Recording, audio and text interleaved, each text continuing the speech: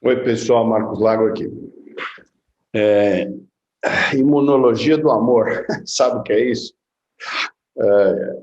Olha que interessante. Nós temos um sistema de defesa, né, que agora está na moda aí, por causa da doença aí viral que está rolando, e o sistema de defesa produz substâncias que reconhecem o que é você e o que não é você, tá? Vocês veem isso também nas doenças autoimunes, né? A sua imunidade contra você mesmo. Então, a gente vê a defesa contra a bactéria, contra fungo, contra vírus, né, que vivem, né, uma série dessas coisas vivem nas nossas mucosas, né, normal, né, não tem nenhuma novidade de vírus morando na garganta de ninguém, né, isso aí desde que existe vírus e ser humano, tá? Bom, mas tem uma coisa interessante que é o seguinte, quando a mãe engravida, né, quando a mulher engravida, ela começa a desenvolver uma série de receptores no nariz. Olha que legal, tá? Automaticamente. E aí, quando o bebê nasce, a metade dos genes daquele bebê é igual à metade dos genes daquela mãe. Então, o olfato começa a perceber feromônios semelhantes, né? O sistema de defesa produz substâncias que ativam o olfato da mãe e a mãe percebe, além da parte óbvia, né, que nós temos uma inteligência para perceber a parte óbvia de que nasceu daquela mãe, saiu de dentro dela, como reconhecimento de filho, mas as modificações nossas são, na maior parte, inconscientes, como você já sabe. Então, o sistema produz substâncias na criança que o nariz da mãe reconhece e ela cuida mais, né? No pai também, né? Porque metade dos genes daquela criança é do pai. Então o pai vai fazer algumas contas lá, um pouco diferente da mãe. O cérebro do pai faz umas contas para ver se qual é a chance daquele bebê ser dele, né? E aí quando ele tem mais certeza, ele vai cuidar mais, né? E só que de vez em quando não acontece, né? Vocês veem isso com bastante frequência, né? Como hoje todo mundo tem essa proteção social para a reprodução, né? A gente não é mais um sistema biológico natural de reprodução a partir da natureza apenas. Nós temos uma parte social e cultural envolvida na reprodução. Você vai encontrar pais e mães que não têm esse sistema muito bom, muito bem funcionante e não vão cuidar da sua prole de maneira adequada. Vocês veem isso um monte, né? Uma outra coisa interessante é assim, na natureza, às vezes a fêmea que teve o bebê precisa ir buscar alimento e ela não pode largar o bebê. Então, existe um fenômeno que assim, a mãe permite que um parente próximo cuide do bebê enquanto ela busca comida. Quem quer mais esse papel? Normalmente a filha, a mulher mais velha que o bebê, certo? Então é muito comum a filha mais velha ajudar a mãe no cuidado com o bebê recém-nascido.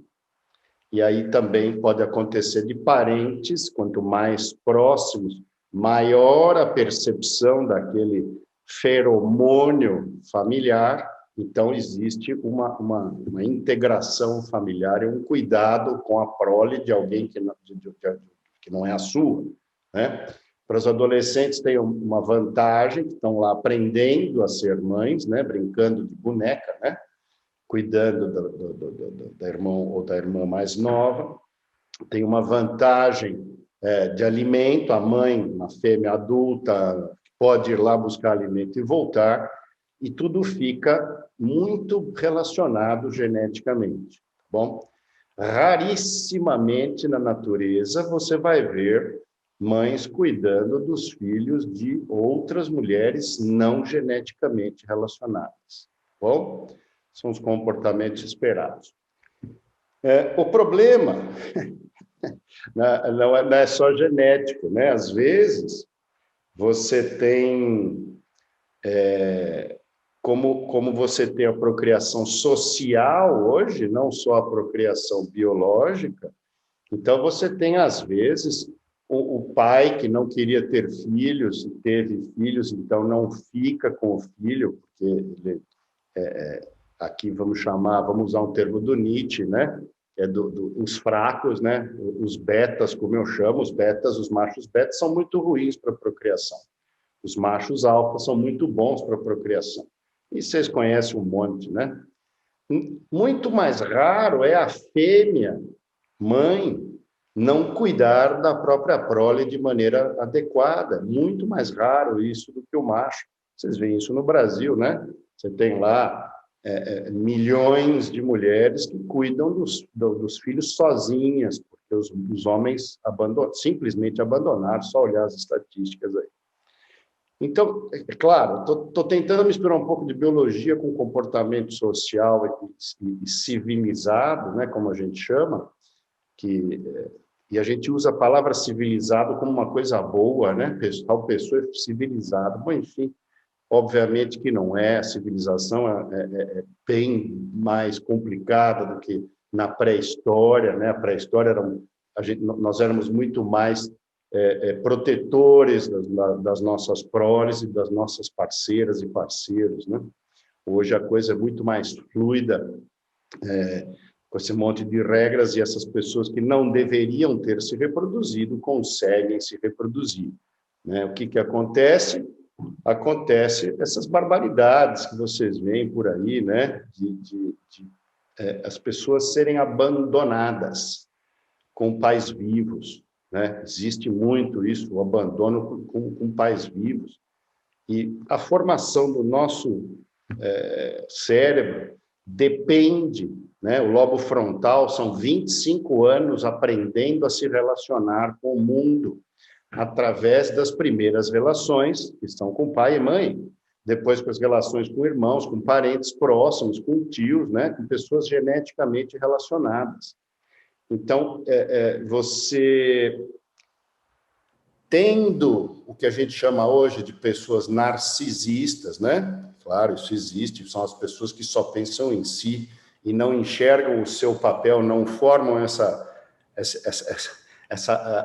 esse olfato benevolente à prole, né? Então, como se fosse uma alergia familiar, tá? E é bem isso mesmo, sistema de alergia, sistema de defesa. Então, o não reconhecimento, às vezes, de que aquele bicho é seu, e aí você afasta, e o narcisismo faz com que você pense só em você, no seu prazer, na sua relação com outros que não a sua prole, né? Bastante complicado, eu acho que é um tema que eu gostaria que vocês pensassem um pouquinho, e se quiserem debater, é um assunto bem legal, tá bom? Tchau.